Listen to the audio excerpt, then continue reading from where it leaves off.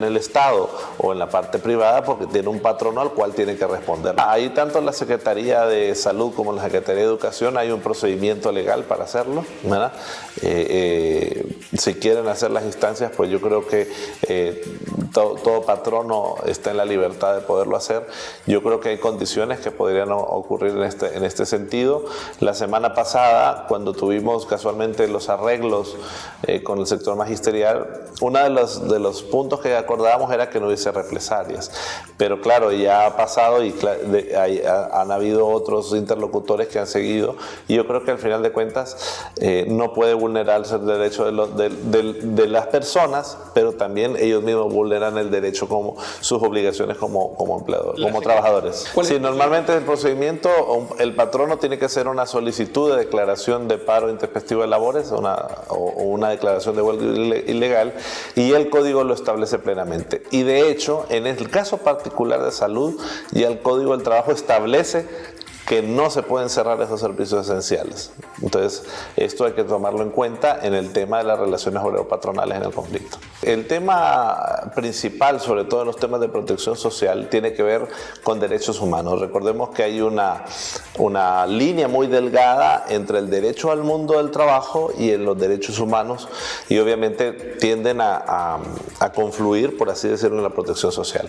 Y uno de los factores principales de la protección social, como se escuchó hoy en la Conferencia Internacional del Trabajo por parte de varios presidentes del mundo, casualmente es la participación del derecho a la salud. El derecho a la salud de todos es un derecho humano, es un derecho irrenunciable, y obviamente por eso se consignan los diferentes tratados internacionales, porque hay garantías mínimas que tiene que establecer con la población, y uno de ellos es la salud.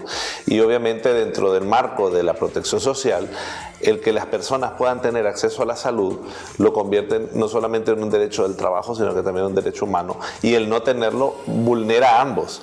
Vulnera un derecho laboral, y vulnera también un derecho humano, porque se pone en riesgo la vida de una persona. Y cuando el riesgo de la vida de una persona está en juego, entonces hay que tener muchísimo cuidado, porque se puede terminar haciendo un tema que sea inclusive hasta penal, porque ya se atenta contra el derecho de un ciudadano. La Declaración de Derechos Humanos lo tiene, y eso en el contexto nacional nos debe llamar mucho la atención, porque no es un tema con el cual nosotros podemos estar jugando con la sociedad hondureña, porque al final de cuentas es la vida de las personas la que está. Y yo creo que ahorita, en el marco de toda la conflictividad que está, debemos realmente empezar a pensar en el hondureño y después pensar en otras cosas, porque el fin último de los sistemas de salud es la atención a las personas, y en el caso hondureño de las personas más pobres. Así que yo creo que esto nos debe de ser una profunda reflexión, que en el marco del diálogo, si bien podremos tener diferencias, nunca las diferencias pueden pasar por la falta de atención a una persona,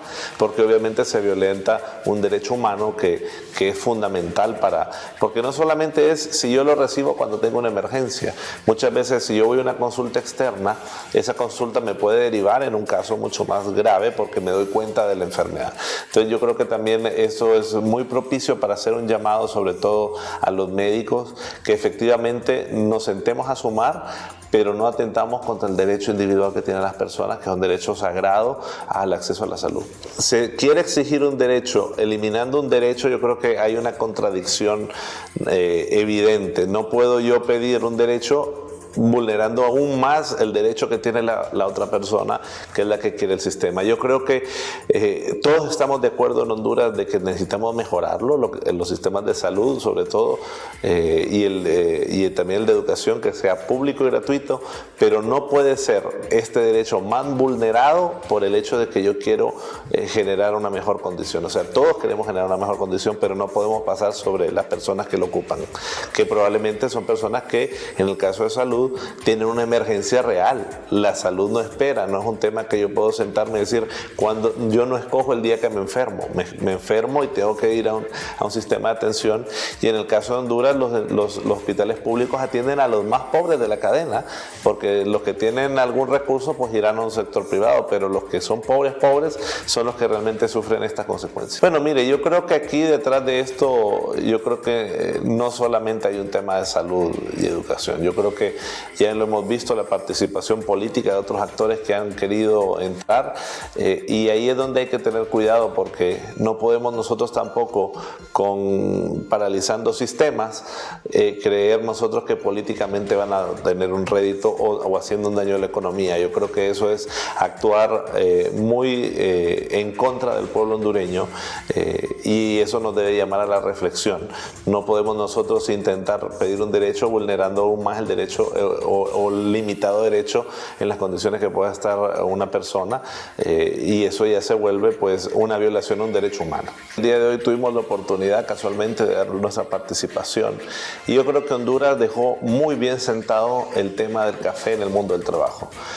Uno de los grandes, por así decirlo, el eslogan principal de la conferencia tiene que ver con el futuro del mundo del trabajo, y el tema principal para Honduras era cómo el futuro del mundo del trabajo impacta en el café. Lo ha dicho el presidente en Nueva York. En Nueva York, de $5 que cuesta una taza, solo 5 centavos se quedan probablemente en el productor. Aquí hicimos una analogía también. Aquí en Suiza, una taza de café puede costar 2.5 francos y también quedan 2 céntimos para el productor.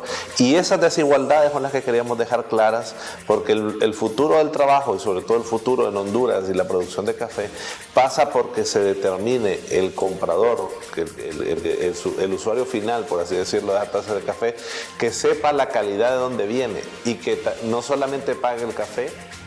Era el titular de la Secretaría de Trabajo, Carlos Madero, quien ha asegurado desde Suiza, en unas declaraciones que ha emitido recientemente, que existen las condiciones jurídicas para declarar ilegal la huelga en materia educativa y sanitaria que se ha mantenido durante más de un mes en el territorio nacional. Y justamente continúa hoy.